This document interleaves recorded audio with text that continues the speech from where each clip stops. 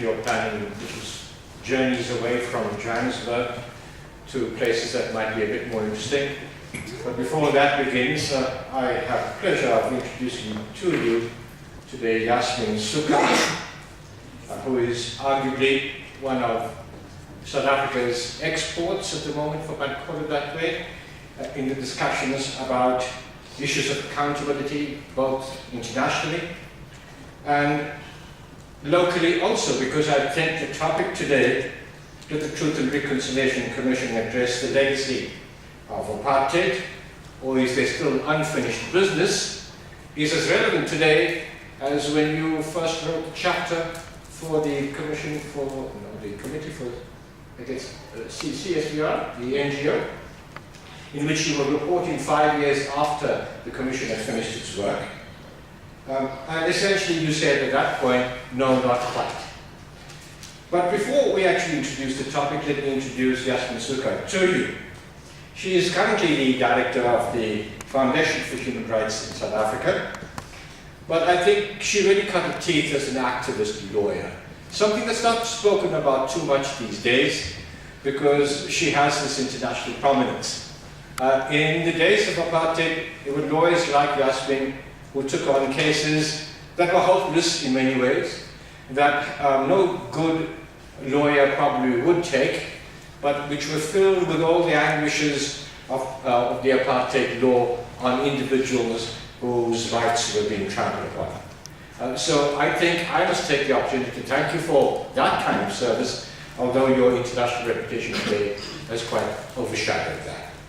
Between 2002 and 2004, she was appointed the UN representative to the Truth and Reconciliation Commission in Sierra Leone, and she served also as a member of the South African Truth and Reconciliation Commission.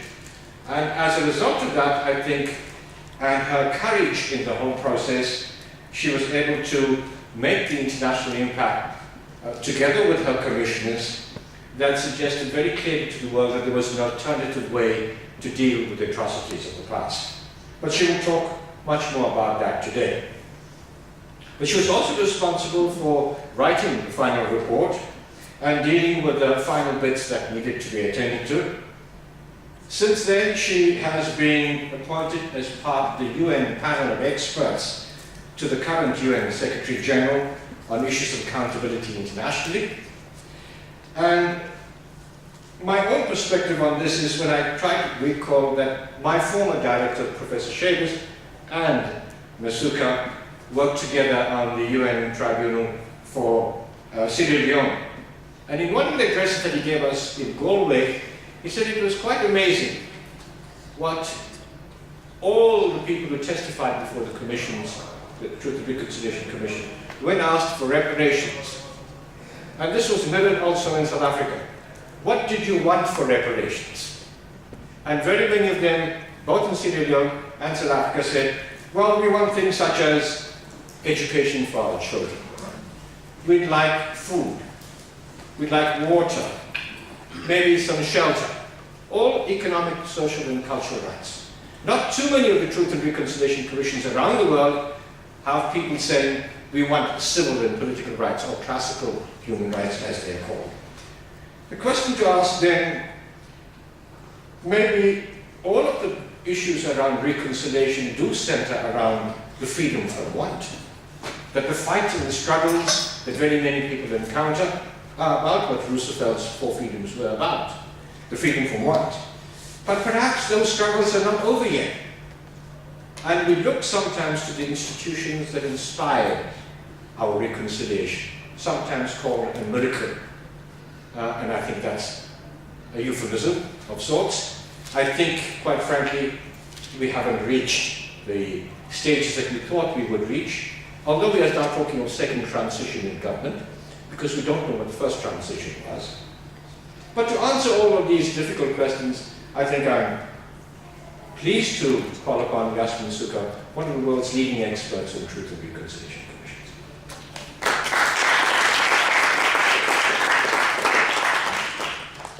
Thank you, and I know it's very difficult when you have a holiday looming to actually come, particularly quite late in the evening, to a lecture But as Vinod was speaking, I was thinking back to the period 1993. Like many other lawyers who were working in different places, I was part of a committee, and our job was to begin discussions with the government on bringing exiles back home. And eventually, when the National Repatriating Committee was formed, one of the issues we began to speak to government about was some kind of indemnity which is allowed under the Geneva Conventions, so that many of the people who were classified as terrorists were allowed to come home to begin discussions around how we would negotiate our way to freedom. And of course the interim, the negotiations began, and I'm sure you've gone through that. But on the night before the final interim agreement was going to be signed, one of the questions which had remained at the back of the minds of many of the people sitting across from each other at the tables finally came up. And this is the question of how would you deal with those who had committed serious human rights violations? Of course, the generals in the military were demanding that former President de Klerk negotiate a blanket amnesty for them. The liberation movements themselves were split on the issue, with many of them saying, let's do to them what they did to us. And some of them, I think more sober, said, well, if we do the same thing, what will that make us? And at the end of the day, I think saner minds prevailed, and what we had was what was then called the post-amble to the new constitution, the clause which in fact talked about amnesty as a bridge between a divided past and of course a new future. Many people say that Andre Brink, the poet in South Africa, actually crafted the language of the interim constitution. The next morning, of course, for many of us in the human rights community, there was a huge sense of anger and shock. Many of us had expected that once the new order came into being, we would be able to put on trial those who would be responsible for serious crimes, and particularly those who would be responsible for the crime of apartheid. One should remember that apartheid was declared a crime against humanity by the United Nations, and we felt betrayed. And some of us went to have a discussion with somebody who was our mentor, the first new minister appointed by President Mandela, Dalla Oma. He became the first Minister of Justice. And he was very crude about it, actually, when I think back. And he said, well, you guys can stand outside the process and critique us, or you can become part of the process and you can actually make this process work. And for the lawyers, of course, it was really a big issue because all of our training had led us to think that the first thing the new order should do is put on trial those who have been responsible. Then, of course, we began to have discussions with many of our clients in South Africa. Many of them were detainees, lots of them had been tortured, many of the families had lost a loved one in extrajudicial killings.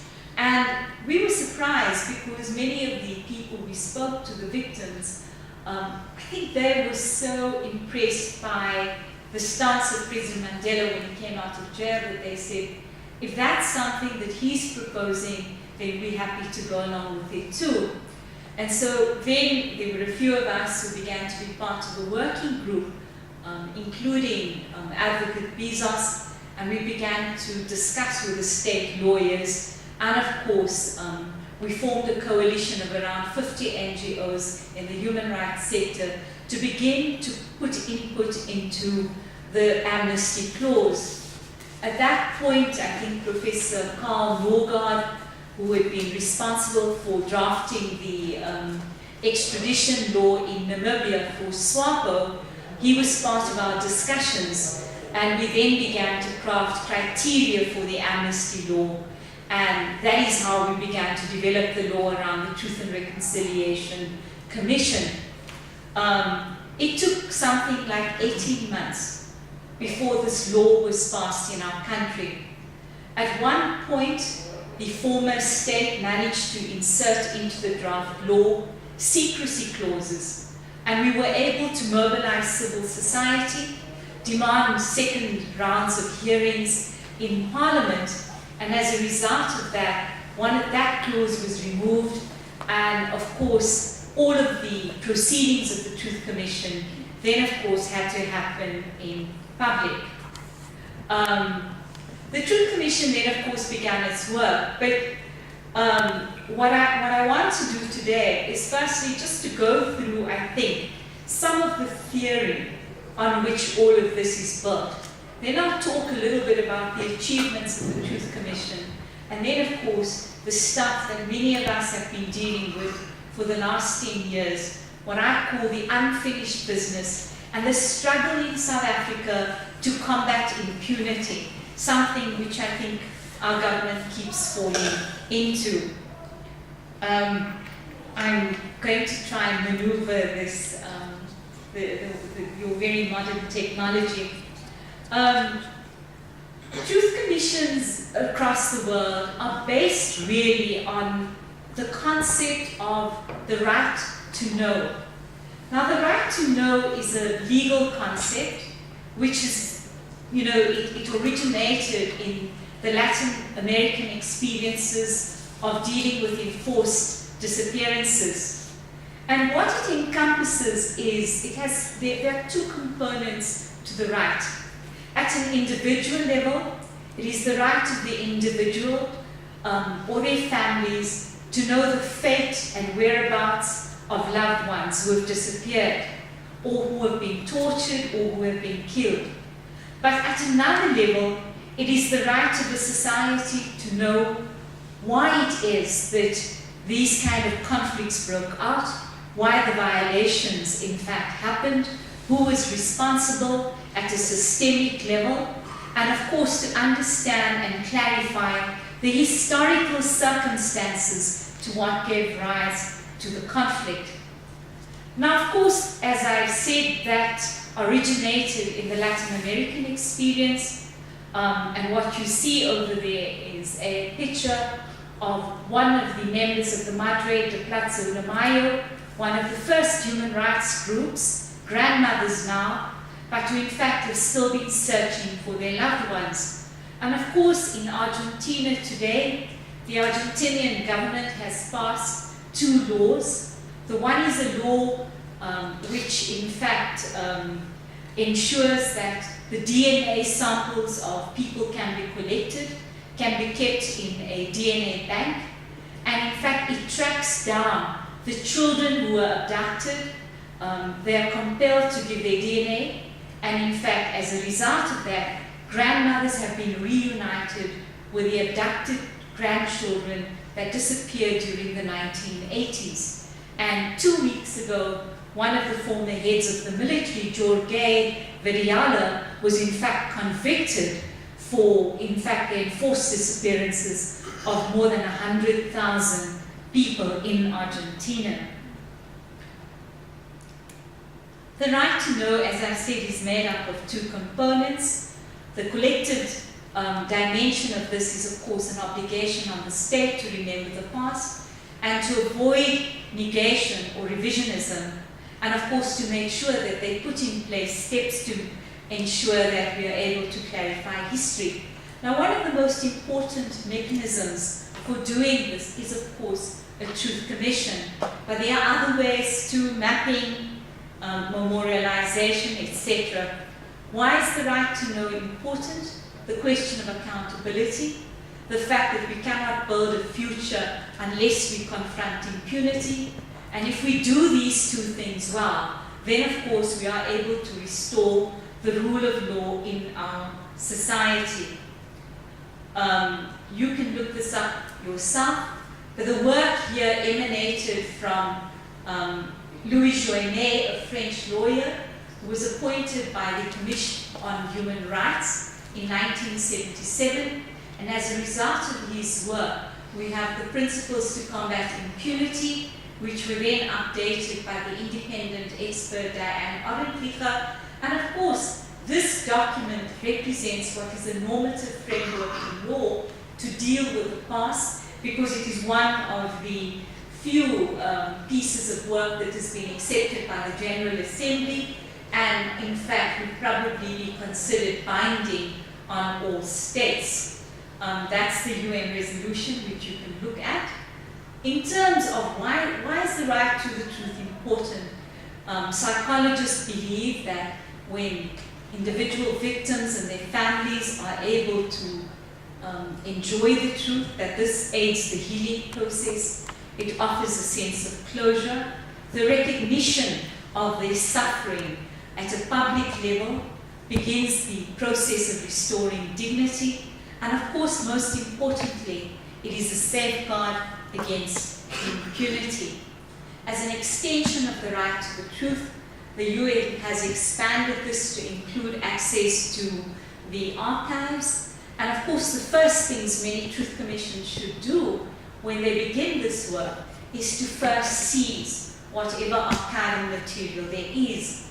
When the Truth Commission in South Africa began, of course, the shredding machines of the government went crazy.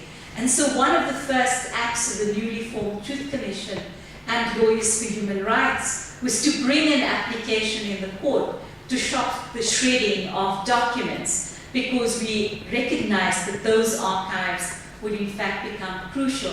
And of course, as we've seen in the Arab Spring, both in Libya and in Egypt, the seizure of the archives have been a very important step forward. I'm not going to go through the history of South Africa, except to say that South Africa, of course, experienced 300 years of colonial rule and 45 years of apartheid. And as Vino alluded to, one of the most important, I think, problems or challenges that the new government had to face was how you would deal with the legacy of apartheid. So in their response, of course, you had the framing of a new constitution.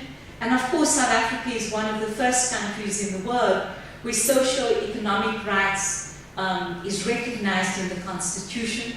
It is justiciable. And to enforce the constitution, you had the establishment of a new court, and the judges were not seen as compromised, the constitutional court. But what many people don't realize is that besides the constitution, you also had to address the economic questions, an RDP, a Reconstruction and Development Program, the establishment of a Land Commission, the establishment of the Truth Commission, and of course the Human Rights Commission. But of course, by the time President Mbeki took over, the RDP program fell into disuse. In the last 17 years, and next year will be 100 years since the dispossession of black people in terms of land was completed in 1913. And if you look at the amount of land that has been restored, it is far less than the target that the Land Commission set themselves when they began their work. And so land in the next few years is going to remain at the center, I think, of our struggle for justice. You know, of course, that apartheid was declared a crime against humanity by the General Assembly of the United Nations. And so these were many of the issues that the government had to contend with. Now, of course, the South African Commission was one of the first truth commissions that had to address this question of reconciliation. And I think the work of Jonathan Shapiro, or Zapiro as he's known, his cartoons, in fact, are really symbolic of the struggles that we had to engage in the Truth Commission. The elusive search for both truth and, of course, reconciliation. And as I set out there, what most truth commissions are meant to do, they're supposed to document the violations, to in fact investigate them, to account for who is responsible. Most commissions, this is a controversial question, do they name perpetrators? We decided that we would. And in addition to that, the Truth Commission also had to deal with the question of amnesty, we had to deal with reparations, we had to ensure that we make recommendations to deal with the guarantee of non-repetition. And this, of course, meant that you had to highlight the root causes of the conflict and, of course, the institutions involved. Again, you can see from the cartoons of Zapiro, the former Minister of Justice in the one, the fact that if you don't look into your past, you're actually doomed to repeat that. And of course, despite the generous amnesty deal, as we're going to find out, the truth, I think, was something that was quite significantly lower than we expected from the amnesty process. Just to, one of the things we say about any kind of transitional justice mechanism, that if you want it to work, you need 3 ingredients. Political will on the part of the new state, national ownership, and of course, an environment in which one enjoys security. Because people can't speak if they fear for their lives when they speak out. And this is certainly an issue that is being looked at in the North African states, because in countries like Libya and countries like Egypt, while they are considering setting up truth and reconciliation commissions, there's a real concern about whether or not people can do that safely. And so it's a very important part of the ingredient. And of course, when you begin these processes, it is not just about the outcome. The way in which you engage the democratic process is really important for building democracy and respect for the process. And of course, I won't go into that slide. Again, just some indicators on which the success of the Commission will be judged. And really, as I always say in many countries, it is about, at the end of the process, do citizens feel that they can trust their governments? Do they feel that their dignity has been restored? And do they believe that the institutions of the state will work for them irrespective of who they are, their race, their sexual orientation, their gender, their ethnicity?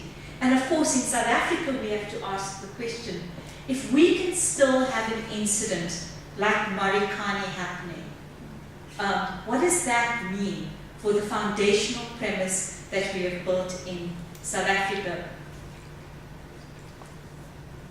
The Truth Commission, of course, completed its work, the first part of its work, in 1998, and it handed over its report to the government. But it was not without controversy. In the final week before we were going to hand the report over, former President de Klerk decided that he was going to take the Truth Commission to court to stop the publication of the report unless they removed his name from the findings that were being made. And at that point, the Commission was advised by its legal counsel that they should postpone the matter so that they could fight the battle out for another day.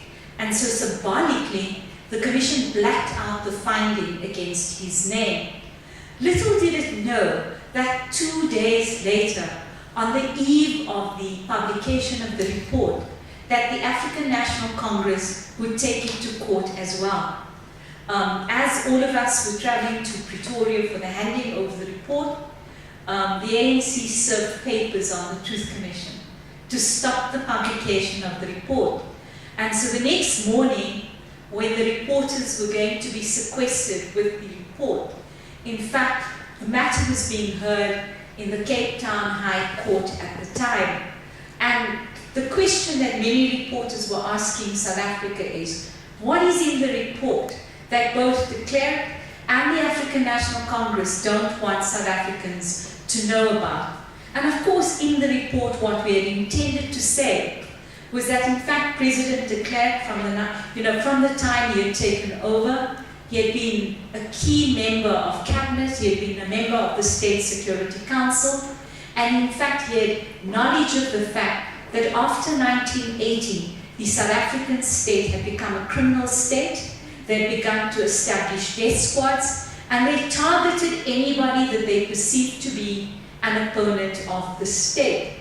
And that the war against the liberation movements was not about fighting communism, but in fact was about preserving the privilege of a few, the white minority.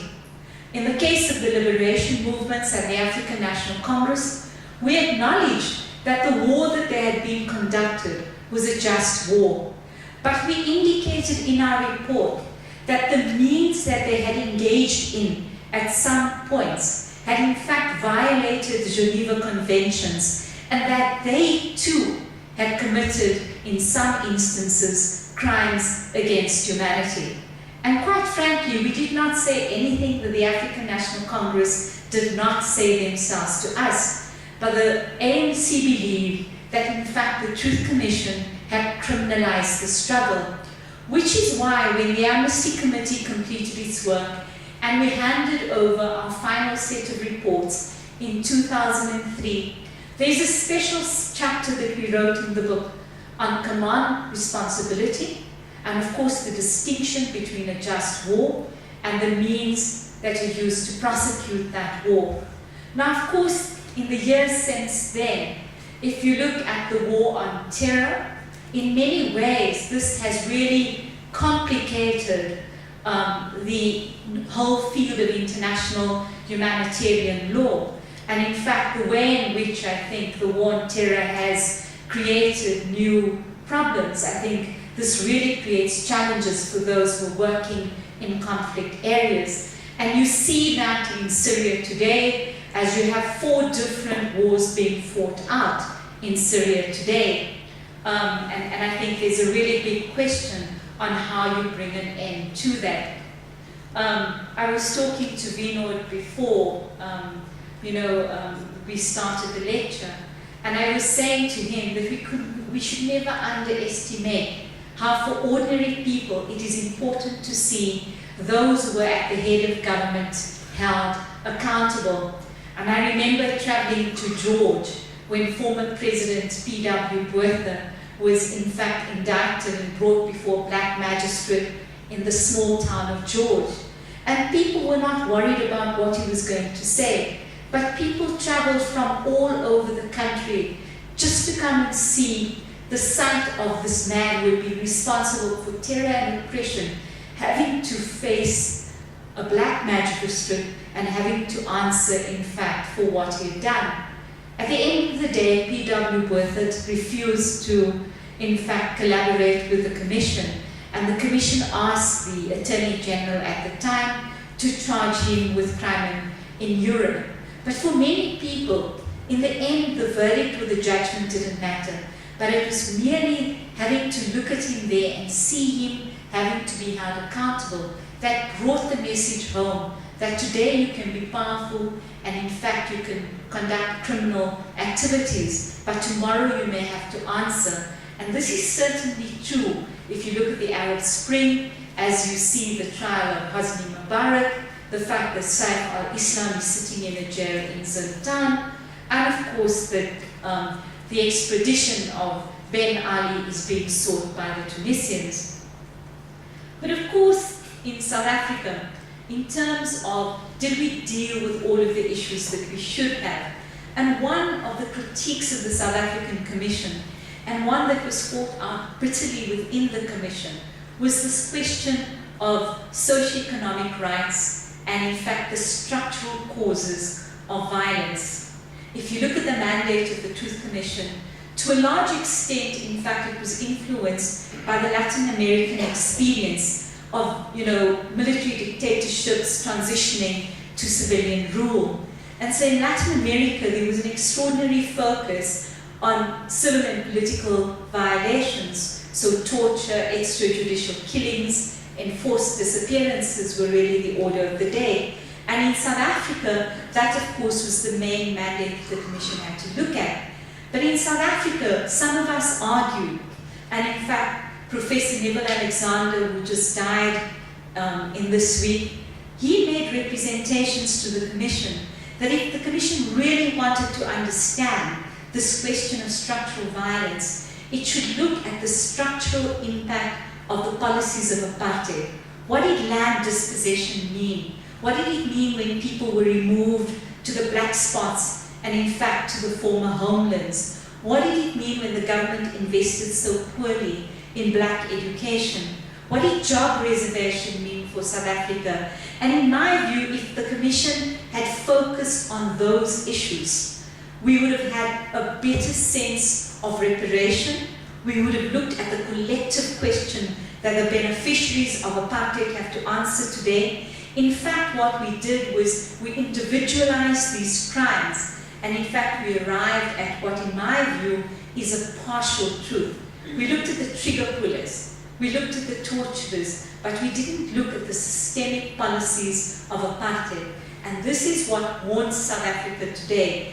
If you look at the document of the National Planning Commission, the diagnostic report, it actually sets out for the first time that 4 out of 10 South Africans work. The other 6 don't have a job and they are unemployable. If you look at the statistics around black South Africans and those who pass matric, if 1 million of them start school 12 years later, if 500,000 of them are left in the schooling system to write matric, that's a lot.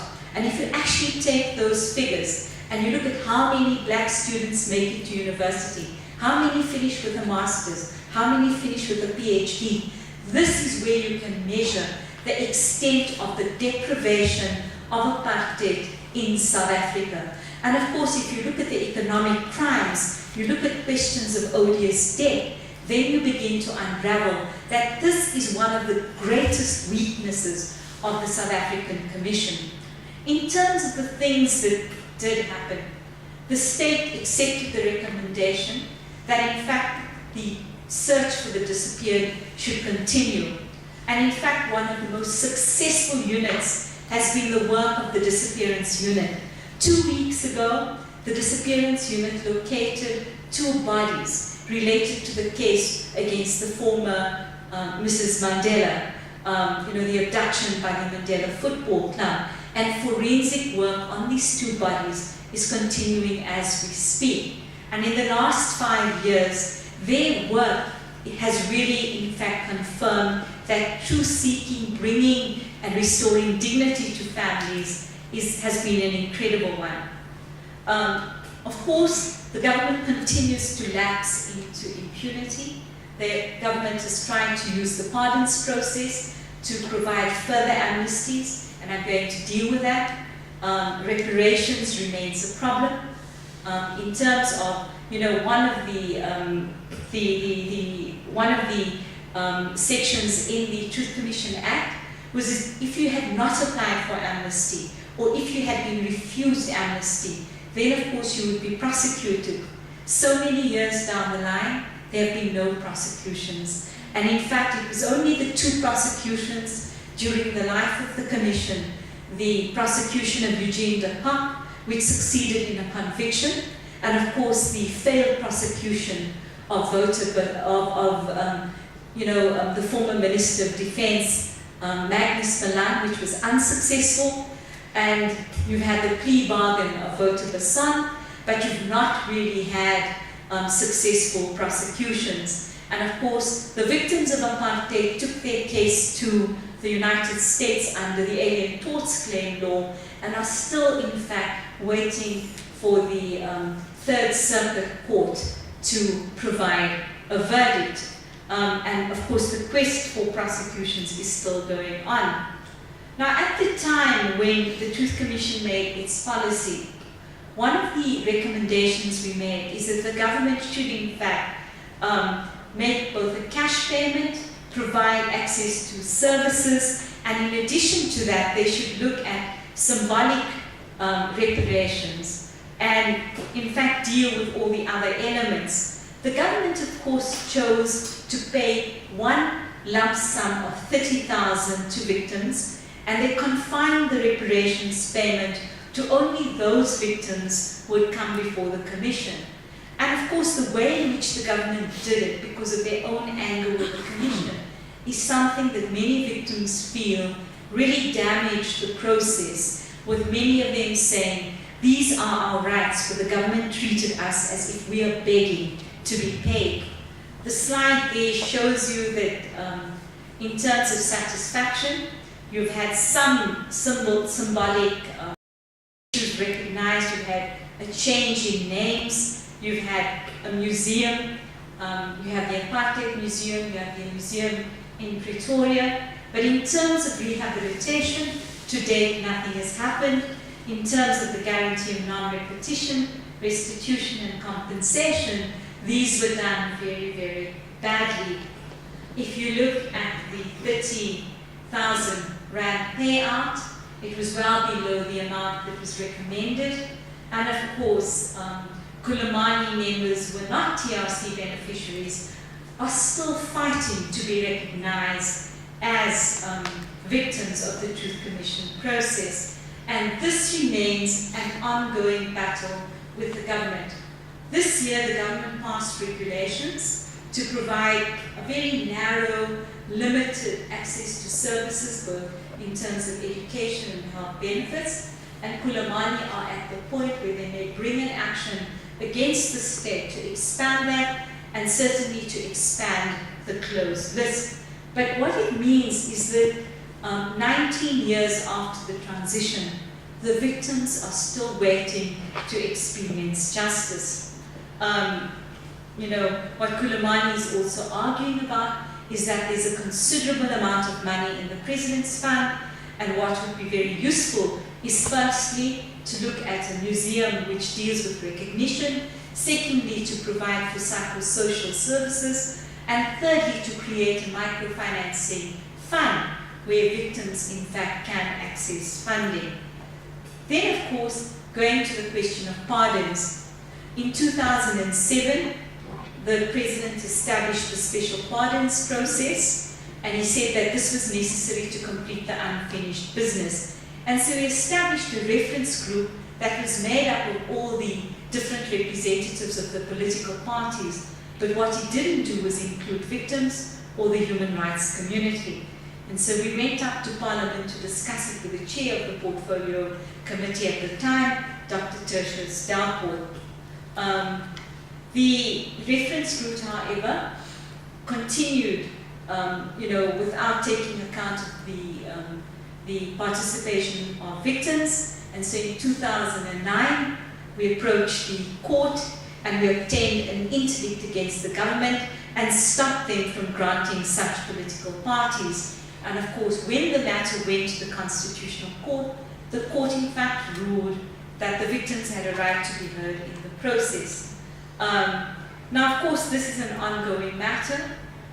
We have filed further affidavits in the court, and we are still waiting for the government and the reference group to make available further details about all of the people who applied for the pardons. And so you can see that this is still about the struggle against impunity.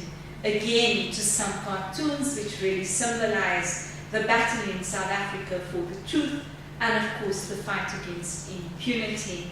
Of course, our famous former Minister of Law and Order, Adrian Flop, after he plea bargained in the court by saying nothing, he then went to all of his victims and he went to wash their feet. However, in the washing of the feet, he was still unable to bring the truth out, and he's remained, he plea bargained, and 6 months later, he applied for a pardon. So you can just look at how obscene the process actually is. And I think Sapiro counters that by saying, well, there are about 100,000 other victims that you need to go actually deal with. And that's just another cartoon around how whatever the foundation that the Commission in fact built has in fact been damaged by the pardons process. But what I also want to end with is just one final story. When the amnesty process began, there was a family who had been searching for their daughter since 1988. She was a young student in Swaziland, and her name was Nokatula Simelane. She was lured back to South Africa by Askaris, And in the Carlton Center, she was abducted from there. She was taken out to a remote farm where in fact she was tortured continuously, and we think she was finally killed.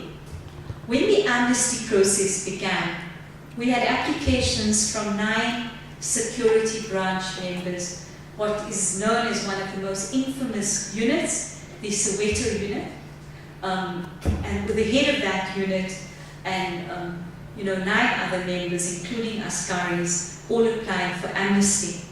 But what happened at the hearing was that there was a dispute between the black members of the unit and the white security policemen. The white security policemen alleged that Nakatula had escaped and that she had returned to the African National Congress in exile. The black policemen alleged that in fact the last time they had seen her, she had been severely brutalized, and in fact for them she was already dying. And so somewhere in between, the Amnesty Committee had to make a finding. The Amnesty Committee, incorrectly in my view, gave these policemen amnesty for the abduction and didn't deal with the question of what is in law, something that you look at, that those who have had custody of the victim, those who have last seen her, have in fact the obligation to in fact deal with what has happened to that person. Now many years later, the family came to see me, and again we reopened the docket, and we went to see the NPA. We requested that the docket be retrieved, and at some point the docket disappeared. So last year, finally, we employed our own investigator, someone who's worked on international crimes, and he has now produced a docket. And what we have discovered, in fact, is that we have a full-blown case to prosecute these policemen for murder. But we have been unable in the last 5 years to get the National Prosecutorial Authority, firstly, to give us proper investigators, secondly, in fact, to prosecute. And this is a symbol, really, of the struggle that victims have had in our country. We are looking for funding now. We intend to ask the NPA to give us a nolle prosequi, and in fact to mount a private prosecution. But there are many families like Nakatula, many students who were with me at university here at Wits who disappeared, and whose bodies we still have to find. When I went to see the mother of one of the people where these policemen had admitted that they had tortured him and he had died on the torture table, the mother said to me, "Until you bring me a body, I cannot rest." And so the search for many of us is to find these missing bodies, to exhume them, and to bring them home. And this is really what we talk about when we talk about the unfinished business. Many people in South Africa say, we need to go on, the past is over. But the past lives with us almost on a daily basis. The only people who can move on are the privileged. Those of us who benefited from the transition, those of us who are the beneficiaries of apartheid. But for the vast majority of people in South Africa, they cannot move on. And one of the reasons they can't is because of the legacy of this unfinished business around the socio-economic rights, legacy of deprivation, the structural violence which characterizes our country. I'm going to stop there, and hopefully we have some time for questions.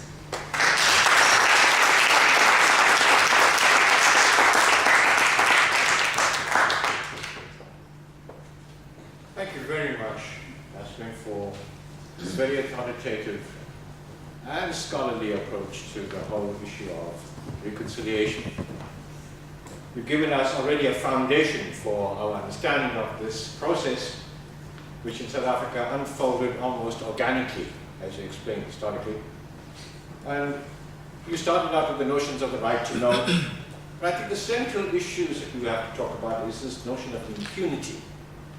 And that seems to become a part of the culture of the current state of affairs, where we have a number of people, from commissioners of police to financial advisors, our presidents, who are found guilty in courts of law but who walk free.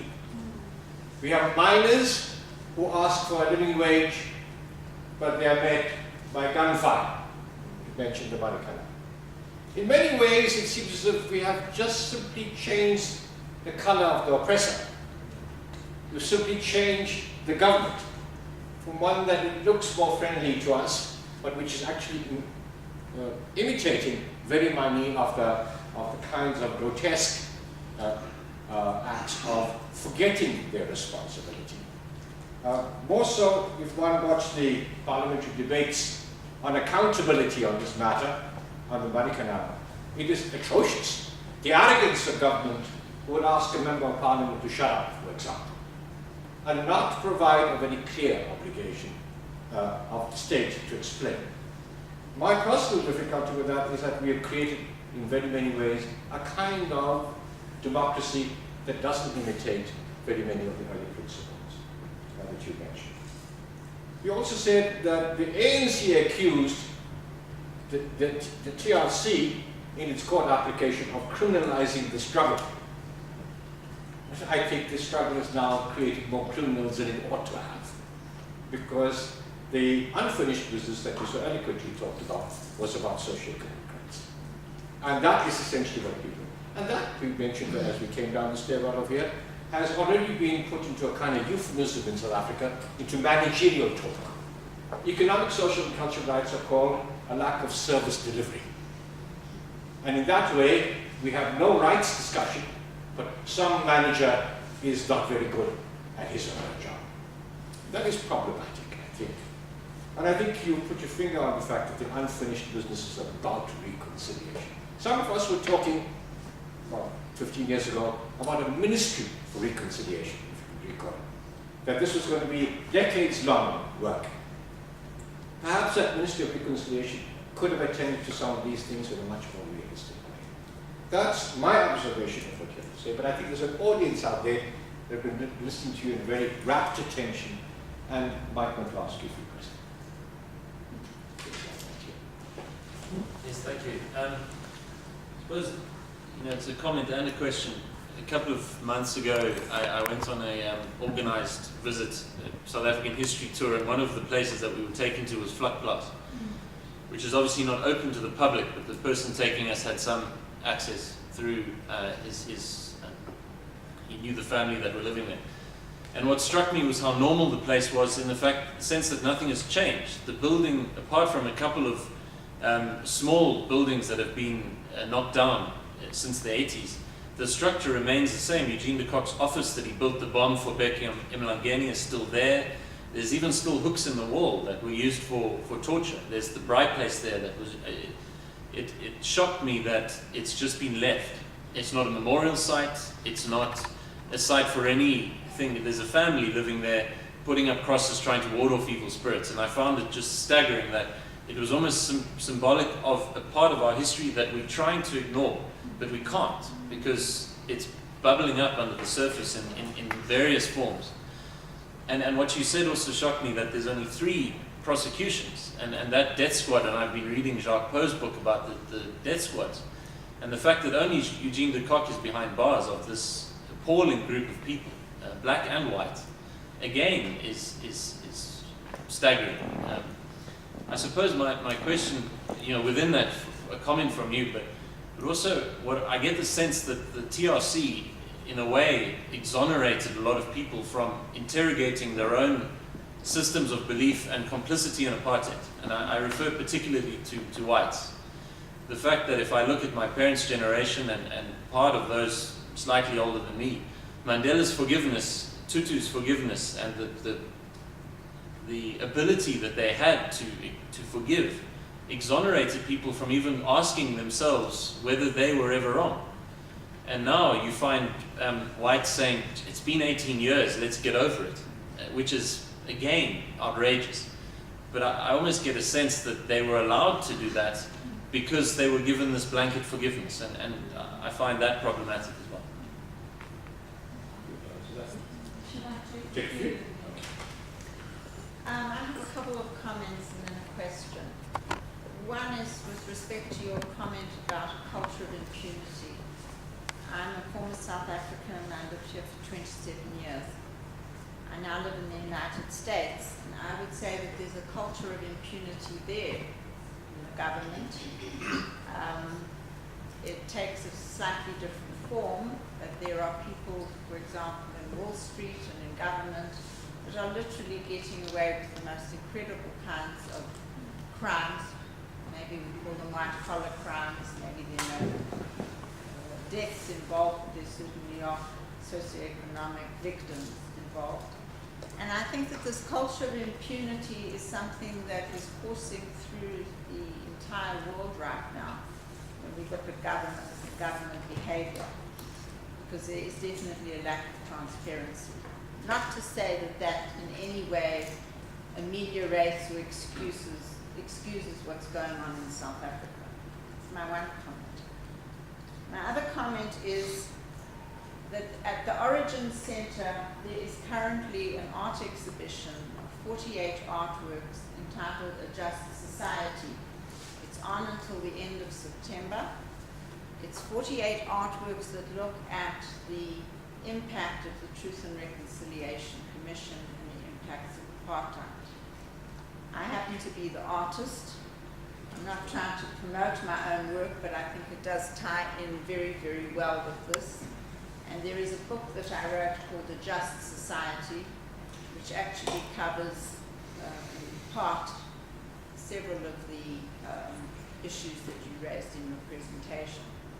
My question to you is, if Kulumani is successful in getting the government, or getting a movement to get the government to really give these reparations, do you think that there's a chance that some kind of commission could be formed and some kind of recognized, established governmental body that will deal with this in a very serious way and incorporate in their work that mandate to look at the things that you talked about, which are the structural crimes of apartheid, socioeconomic?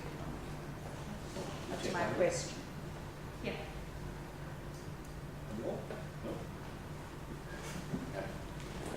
I was hoping you could elaborate a bit more on the concept you mentioned of nolo prosequi and the private prosecution you're bringing, because it sounds like a bit of a novel concept and certainly not one I've encountered in my legal career. So. Thank you. You know, if you also look at this field of socioeconomic rights, and I mean, for many of us who've been working in this field, even though we say that rights are indivisible, in a sense, the notion of that is more easily accepted in Africa and in Asia than it is in Western Europe or in Latin America. And so it is only now, you know, and one of the things I didn't say was that, you know, when Louis Jouenet was appointed by the Subcommission on Minority Rights to look into this question of impunity, there was another rapporteur as well, a man called Al-Haji Gisse, who in fact was mandated to look at the economic crimes and the whole socioeconomic rights questions. And his report actually came first. And he dealt with almost every one of the issues that we are grappling with today: odious debt, structural violence, economic crimes, corruption. But his report was so hot to handle because it began to make the link between what was happening in many countries and the role of transnational corporations, that in fact the subcommission at that time shelved his report. And it is only now, as many of us, you know, after my work in Sierra Leone, we had to look at the question of diamonds and the fact that you had so many different countries and companies involved in supporting the RUF, the rebel movement, who were responsible for the 10-year war, that people have begun to look at this issue. And of course the Arab Spring has brought that back home. And so one of the big questions that the Arab countries are looking at is, how do you deal with asset recovery when much of the assets are sitting in countries like Switzerland, in Dubai, in Qatar, and of course Malaysia. And when I was in Switzerland a few weeks ago, Swiss judges are beginning to ask themselves the question, when we get a request, how are we going to deal with it? Because I'm not sure many of you know, but the Haitian government brought an application for the return of the ill-gotten spoils of Duvalier. And of course, the Swiss government said, well, it should go back to him and his family. And yet, I believe that it should go back to the government. So these are some of the contradictions we're working out. Let me go to this first question. And if I look at this question, I mean, theoretically in this field, we believe that it's very important that you fact-find, that you individualize who is responsible, so that people don't bear the collective responsibility or the guilt. But if you look at the way in which I think international justice is structured, it kind of tends to look at an individual rather than this question of the structural, which I think is where we went wrong. So by focusing on the civil and political rights violations, when the victims first began to appear before hearings, white South Africa said they're exaggerating. But of course, when you had the perpetrator speaking, people said, we didn't know. And I think it's this dimension. Who do you have speaking in the amnesty hearings? They're mostly white Afrikaans men. And so it's very easy to stigmatize this as the group. But who are you dealing with? It's only in the political party hearings that suddenly you have the politicians having to respond to questions. But most of the politicians said, we didn't know. And even this year, President de Klerk, when he was being interviewed by Christian Amanpour, he could not bring himself to say that apartheid was a crime. And she continued to press him and say, but surely you have to acknowledge that it was morally repugnant. And even then, he couldn't actually bring himself to take that step. Now, many colleagues of mine, and within the commission we were a mixed group of people, and my own deputy came from the world of the, what I would call Afrikaner elite in South Africa. What many people were waiting for was the politicians to say, yes, it was wrong, it went horribly wrong, and really we all need to take responsibility. And when that didn't happen, what you had was really the outing of the trigger pullers, and what that allowed white South Africa to do, or the beneficiaries of apartheid, and many black South Africans who were complicit with the former state as well, to sit back and to say, they did it, we didn't know. And I think where the Commission really failed was to really address this question of the beneficiary and who benefited from apartheid. The apartheid government was voted in successively with huge majorities. It wasn't just, Afrikaners. There were white South Africans who voted them. English South Africans who also voted them into power. But it was so easy for the merchant class or business to say, well, they're the ones who ran the state. And at the end of the Truth Commission, one of my colleagues and I, and of course the Minister of Justice, we sat down twice with business to say, well, we believe you need to also participate in the reparation process. And of course, business said, well, this is the state's responsibility. And the government at the time let them off the hook. Years later, many of my white colleagues on the Commission started what they call the Home for All Fund. And they were vilified and pilloried, with many people writing to them to say, who the hell do you think you are? What they were saying is, we need to acknowledge our collective responsibility. We need to find ways of participating in reparation programs which will in fact acknowledge the benefit that we have in fact received. And of course, tragically, that hasn't happened. And quite frankly, I think South Africa is at a crisis point. If we do not recognize that 80% of our population lives in want, in hunger, destitute, I'm not sure how many more high electric fences we can build. You know, one of my colleagues is a lawyer who started pro bono, and she was telling me that it was very difficult to bring the Sandton lawyers to Braamfontein. Many of them never crossed that way, and it is even more difficult for people to go to Soweto.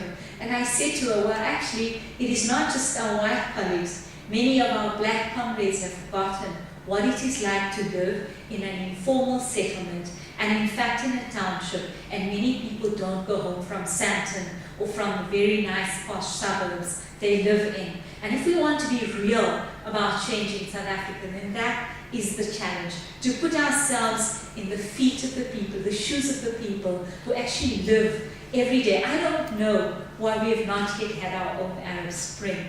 Quite frankly, I think South Africans are a very patient group. In terms of your question around the US and the UK, I agree with you. And I mean, you know, one of the most difficult things this year or last year was when, you know, the Secretary General appointed 3 of us to investigate what happened in Sri Lanka. Sri Lankan war, you know, the final phase of it started in September 2009 and ended in May 2010. In the course of the last 3 months, from January to May, more than 75,000 people were killed.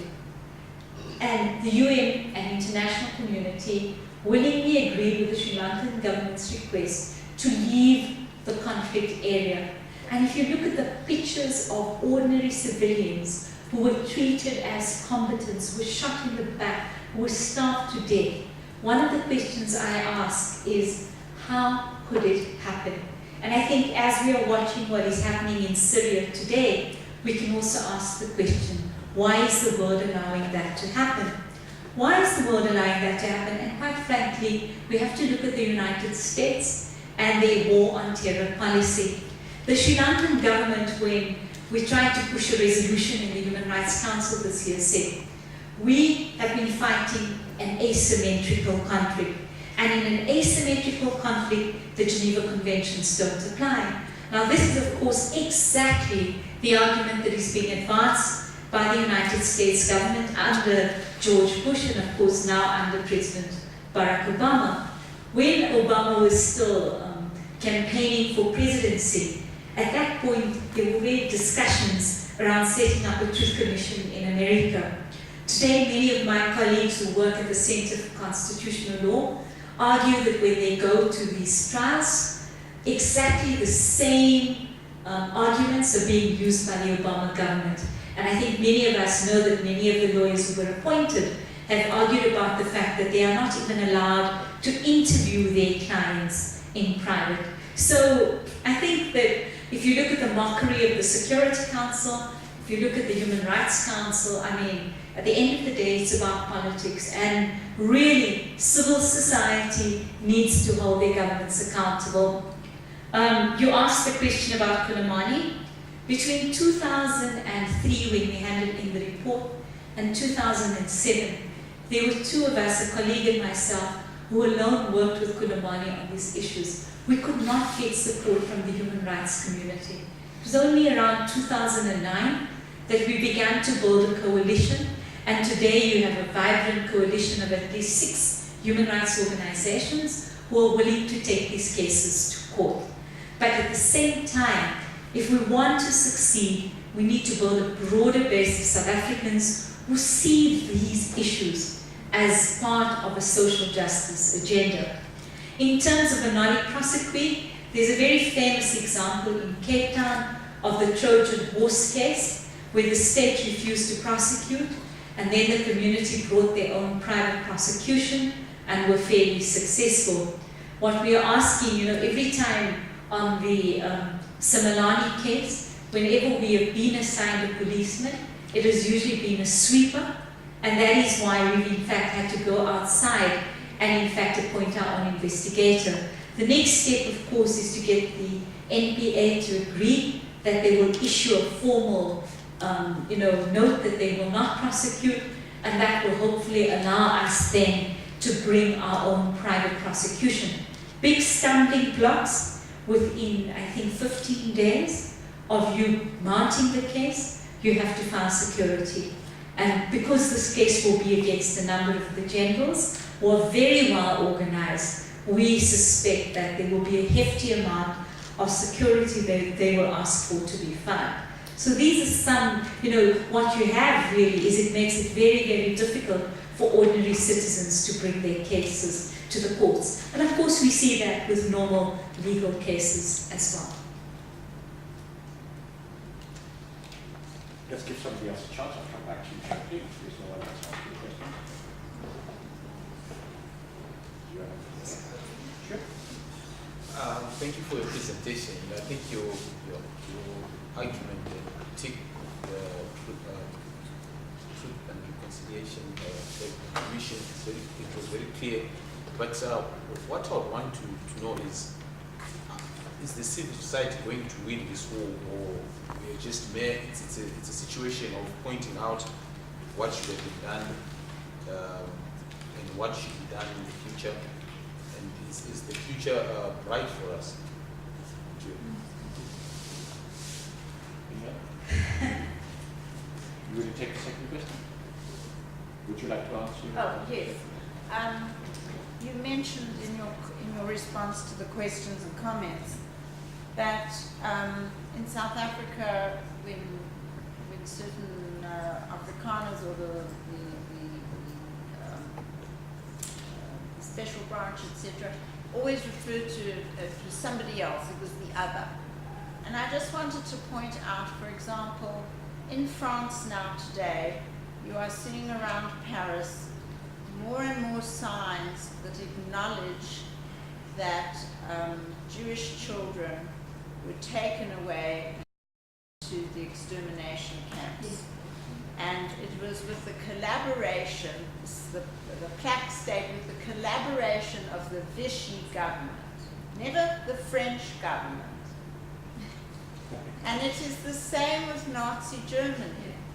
When we talk about the Holocaust and who was responsible, it was Nazi Germany, never the German government. And so this is history repeating itself. Indeed, it is. It's just we found no one who voted for the Nationalist Party ever. Their football party.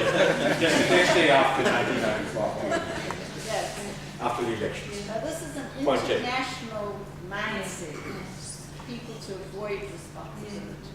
It's really kind of interesting because earlier this year, one of somebody I know at is an emeritus professor at one of the Belgian universities, and he and 9 other professors have done a study on 10 countries in Europe and how they in fact address their past. And needless to say, of course, Spain leads Spain is at the head of the pack, with Portugal following, but the attempts to deal with the accountability question in many of these countries is of course something that leaves a lot to be desired. And as you were speaking, I was thinking about, in France there was always this mythology that everybody was part of the resistance movement, and it was really only when Maurice Papin and the Klaus Barbie trial took place that you finally got a sense of how complicit many French people, including different elements of both the Vichy government and the de Gaulle government, in fact, had been complicit in what had happened during the Holocaust. And I think that goes for many, many other countries of the world. And I think what that raises is a very important question, the history or the historical narrative. And it's also about dealing with the mythology. And if you don't address the mythology, then of course you have a revisionism. And in fact, what you begin to build your society on is based on this mythology. And for me, that is why I talked about when you look at this question of the right to know, the right to the truth. On the one level, it's about you, the individual victim. You want to know what has happened. But at another level, it is really about the right of citizens to demand an accounting. The fact that you can argue and say, this is your obligation, to go and unpack that. Now this of course is a very difficult question for many societies because the narrative of the victim is a very important one for many countries to cling onto. And if you look at South Africa, for instance, the narrative of we were the combatants, we were the ones in exile, what does it create? A passport to entitlement. It is something that other people will never be let off the hook for, because what it is our ticket. And I think this is something we have to address. In terms of civil society, you're part of that civil society. And if we want a better world, one in which it is absolutely more just, then I think, like many of us, I was at this university in 1977. I came here after the 76 uprising. I was part of the student uprising at Durban Westville, which was the only university Indian students could go to. And I was kicked out of that university, which is how I ended up at FITS. But when we were here, we had a policy that we did not participate in anything because we believed that you could not have a normal life in an abnormal society. So the kind of things you enjoy at this university, we didn't. And when I first came, I remember sitting in a lecture room where many of the university lecturers who were here didn't actually want us here. You could stick up your hand and they would pretend that they would see right through you. And so even at FITS, there's some accounting, I think, to be had. But at the same time, all of us were connected to other civil society movements. And in fact, at this university, many times we went on strike because what we campaigned for was a just society. One of my colleagues, in fact, spent most of his final year of his LLB in detention, in solitary confinement. So it was a living experience for us. Today, of course, it is much more difficult because it is really possible to live in South Africa without caring for the poor. The only signs you will see is perhaps on the street corner when someone is begging for money or when you hear about the Marikani strike. And I think that what we have to do is to take the power back. The blank check that we give our government, we have to take that back. And in fact, what we have to do is campaign for a better society. If we go on like this, very soon it will be impossible to hold back the millions of South Africans who don't have anything. You just have to go to the rural area and just go to an informal settlement, and I think you will see what life is like. And yet if you live in the suburbs, high walls, higher electrical fences that are turned on, armed guards who patrol the streets, cordoned off suburbs, that is not a way to live. And that is something we need to challenge our societies about. It is absolutely outrageous and obscene, really. I have nothing about people's personal wealth, but it is obscene when people drive cars and you look at the guy at the bottom and he has nothing. Something has to account for that gap.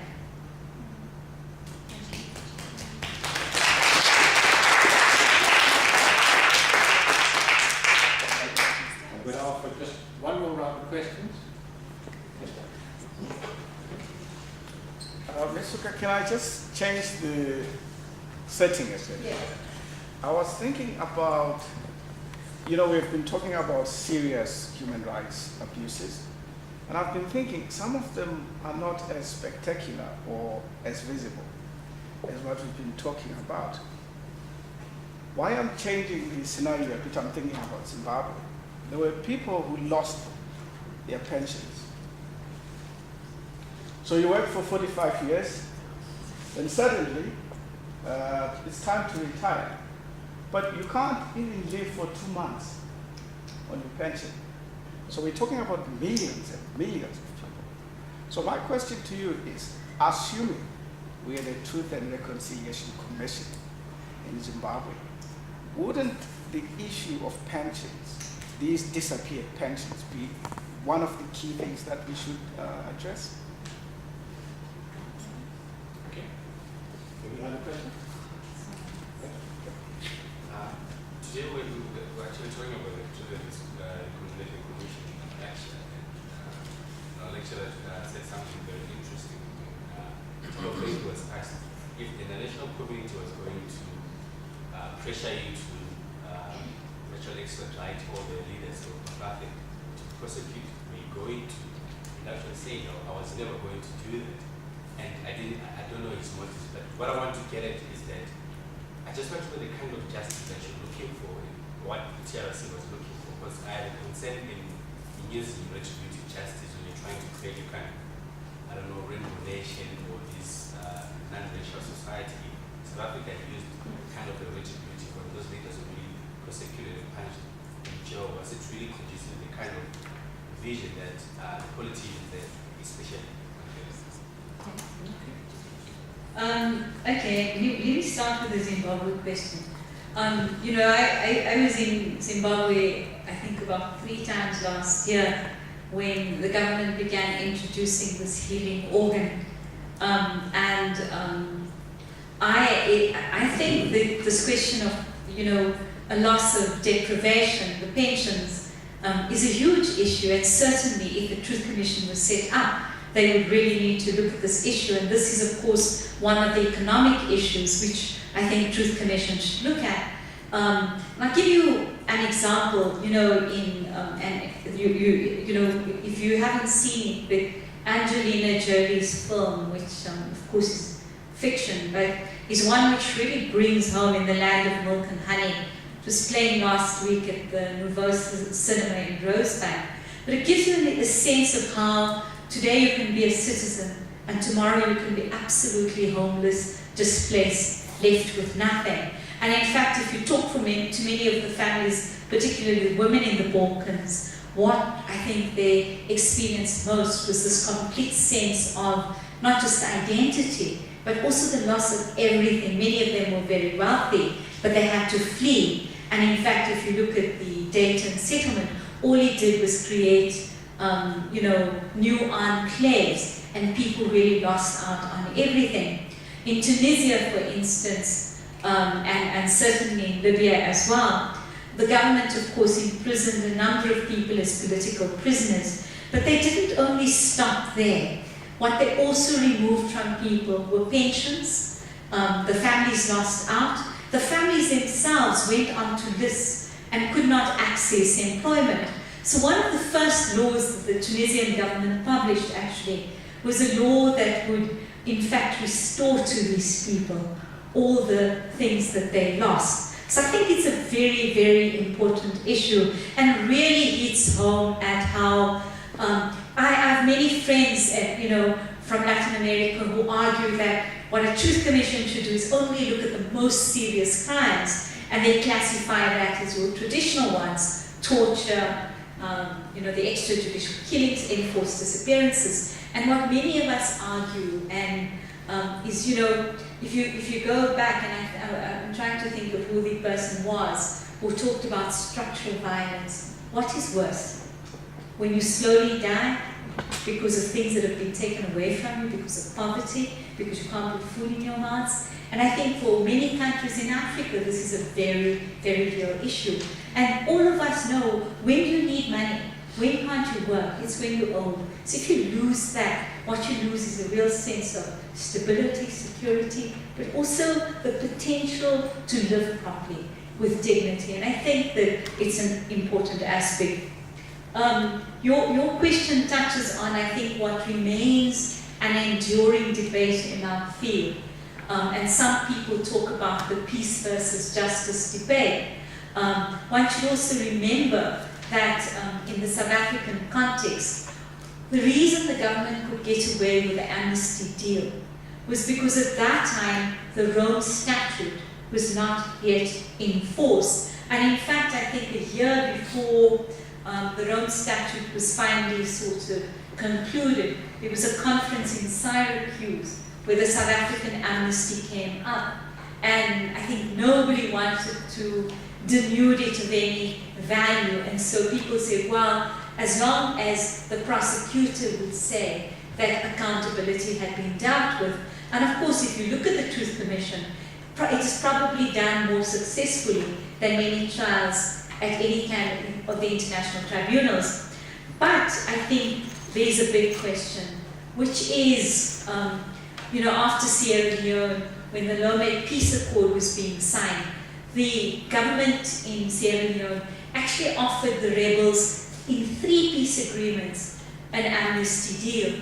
And so when the final deal was being concluded and the UN woke up in New York and realized that they were going to be party to an amnesty deal, they instructed their representative on the ground to enter a reservation on the agreement. And this is the first time that the UN says officially the UN cannot be party to an amnesty for war crimes, crimes against humanity and genocide. And of course today, this is meant to be the normative framework. And so even where governments give themselves amnesty, everybody knows that that amnesty in fact can be set aside, as it happened in Sierra Leone in the special court. And of course Charles Taylor argued that the African leadership had promised him immunity, and that of course was stripped. So I think there is a big question. There is a moment often, and you must remember when you have a negotiated settlement, who is sitting at the table? All the guys who want an amnesty. And so it's often not possible to create an opportunity for accountability.